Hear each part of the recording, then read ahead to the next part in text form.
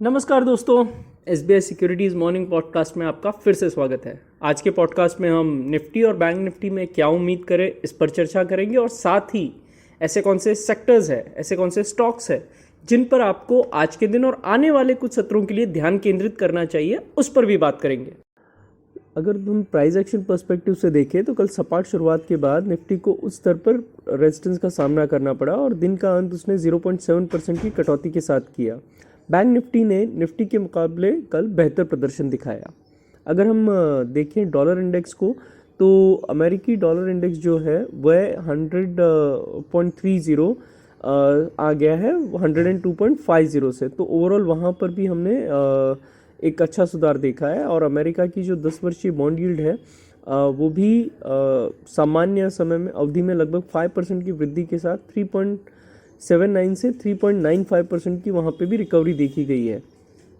Dollar index और US की जो 10 वर्षीय बॉन्ड यील्ड है उनके लिए प्रमुख स्तर जो अगर हम देखें तो 102.80 डॉलर इंडेक्स के लिए, वहीं बॉन्ड यील्ड के लिए 4.2% होंगे, जिसके ऊपर इक्विटी मार्केट के नज़रिए से हमें थोड़ा सतर्क रहने की ज़रूरत ज़रूर है। वहीं अगर हम ब्रेंट क्रूड को देखें तो ब्रेंट क्रूड 76 और 80 इन दोनों लेवल्स के बीच में कारोबार कर रहा है और हमें 83 के लेवल पे नज़र रखनी होगी, जिसके ऊपर अगर निकलता है तो वह $89 पर बैरल तक शॉर्ट कवरिंग की जो रैली है उसको देख सकता है।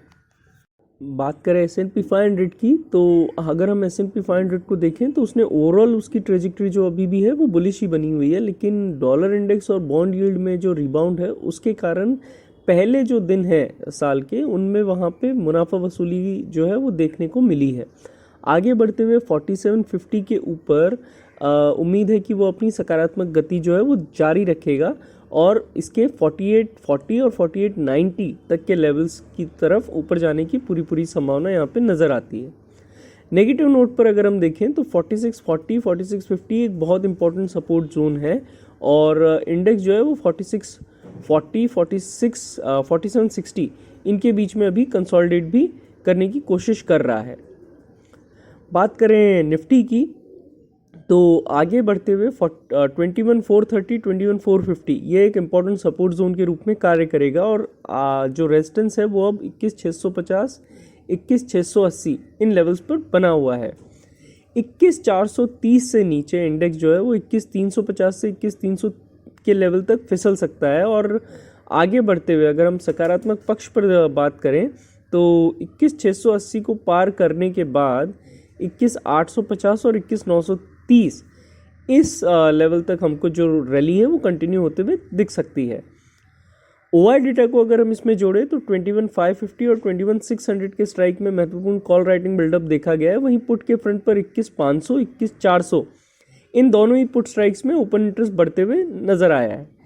कुल मिलाकर रेंज निकालें तो नीचे की ओर 21380 और ऊपर की ओर 21650 की रेंज निकल कर आती है। बैंक निफ्टी को देखें तो 47450 और 47500 ये जो जोन है वो सपोर्ट के रूप में कार्य कर सकता है और जब तक ये जोन होल्ड रहेगा 47900 से 47950 इस जोन तक जो बैंक निफ्टी की रिबाउंड है वो कंटिन्यू दिख सकती है और वहीं पे हमको रेजिस्टेंस भी नज़र आ रहा है। 47450 अगर टूटता है तो वहाँ से इंडेक्स 47100 46950 यहाँ तक फिसल सकता है। ओआई डेटा को देखें तो 48000 और 47500 इनमें महत्वपूर्ण ओपन इंटरेस्ट बिल्डअप देखा गया है जो बैंकिंग इंडेक्स के लिए 47450 और 48050 की जो ओवरऑल रेंज है उसको दर्शाता है। अब बात करते हैं अगर हम मोमेंटम में रहने वाले सेक्टर्स और स्टॉक्स की तो कल जो सबसे बढ़िया प्रदर्शन करने वाला सेक्टर था वो था निफ्टी रियल्टी सेक्टर में से प्रेस्टीज, शोभा, गोदरेज प्रॉपर्टीज अच्छे चार्ट फॉर्मेशंस के साथ मजबूत बने हुए हैं। फार्मा में भी अगर हम देखें तो Sun Pharma, Alkem, Gland Pharma, Lupin, Cipla, Biocon, Torrent Pharma इस तरह के जो काउंटर्स हैं इन्होंने कंटिन्यूटी दिखाई और इनके ओवरऑल चार्ट फॉर्मेशंस भी काफ़ी बेहतर नज़र आ रहे हैं। पीएसयू बैंकिंग स्पेस में भी देखें तो कल कैनरा बैंक में अच्छा उछाल देखने को मिला था। बैंक बड़ौदा, बैंक इंडिया इन्होंने भी अच्छी तेज़ी दिखाई। वहीं प्राइवेट स्पेस में देखें तो इंडसइंड बैंक, इक्विटास बैंक, बंधन बैंक और एक्सिस बैंक इनके नेतृत्व में बैंकिंग ने एक अच्छा प्रदर्शन दिखाने में वह कामयाब रहा। या और दूसरे जैसा हमने पहले बात की, निफ्टी से रिलेटिवली बैंक निफ्टी कल बेहतर प्रदर्शन दिखाने में कामयाब रहा। ओवरऑल बाजार से बात करें तो Bajaj Auto, ITC, Bharti Airtel, ONGC, Apollo Hospital, Adani Power, Indian Hotel, Hindustan Petro, Trent, MRF, NBCC, Borosil Renewables, Maharashtra Bank, JB Chempharm, RITES, HFCL, Chambal Fertilizers, ABFRL, HAL, इनमें तेजी देखी गई है। वहीं IOC, Manappuram, PNB, ACE, Exo India, JMPC, Ircon, IRFC, Jindal Saw और Time Techno, इस तरह के काउंटर्स ने भी अच्छा उछाल दिखाने की पूरी कोशिश की है। एफआई डीआई डेटा को अगर हम देखें तो एफआई और डीआई दोनों ने ही क्रमश 862.98 एफआई ने और 666.34 डीआई ने, दोनों ने ही बिक्री की। जी हाँ, दोनों ही बिकवाली के साथ कल के दिन को अंत किया उन्होंने। इंडेक्स फ्यूचर्स के लिए एफआई का जो लॉन्ग शॉर्ट रेशियो है वो अब मामूली रूप से घटकर 65.64% हो गया है, क्योंकि उन्होंने 8867 इंडेक्स फ्यूचर्स की जो लॉन्ग है उनको बेचा है।